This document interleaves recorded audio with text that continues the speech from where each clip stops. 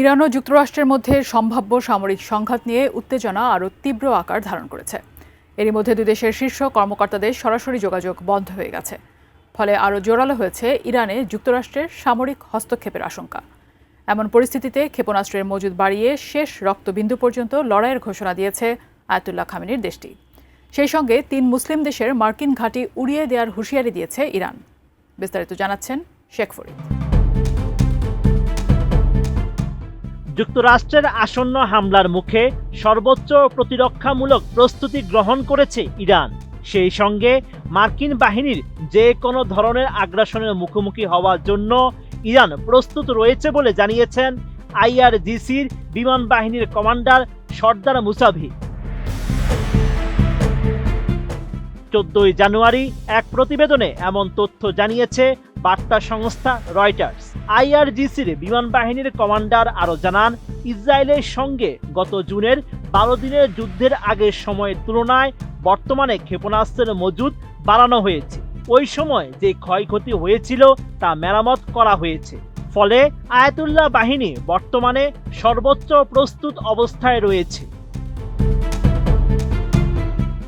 Nova LED TV, ঝকঝকে ছবি, নিখুঁত শব্দ, 5 বছরের ওয়ারেন্টি। নোভা মানে সঠিক মান, নিশ্চিত সেবা।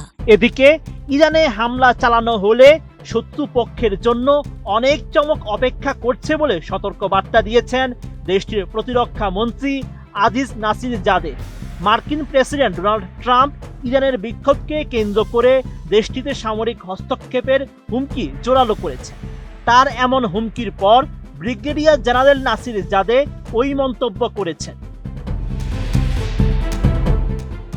আজিজ নাসির জাদে আরও জানান, এই হুমকি যদি বাস্তবে রূপ নেয় তাহলে পূর্ণ শক্তি দিয়ে এবং শেষ রক্তবিন্দু পর্যন্ত দেশকে রক্ষা করবে আয়াতুল্লাহ বাহিনী, আর ইরানের প্রতিরোধ হবে শত্রুদের জন্য যন্ত্রণাদায়ক। মার্কিন আঞ্চলিক মিত্রদের সতর্ক করে ইরানের প্রতিরক্ষা মন্ত্রী জানান, ইরানের বিরুদ্ধে যে কোনো ধরনের হামলায় যারা সহায়তা করবে তাদের বৈধ লক্ষ্যবস্তুতে পরিণত করবে তেহরান। সেই সঙ্গে সৌদি আরব, সংযুক্ত আরব আমিরাত ও তুরস্ক সহ এই অঞ্চলের যুক্তরাষ্ট্রের মিত্র দেশগুলোকে অনুরোধ করা হয়েছে যেন তারা ওয়াশিংটনকে ইরানে হামলা চালানো থেকে বিরত রাখে। যুক্তরাষ্ট্র যদি ইরানকে লক্ষ্য করে তাহলে এসব দেশে থাকা মার্কিন ঘাঁটিগুলোতে আঘাত আনা হবে।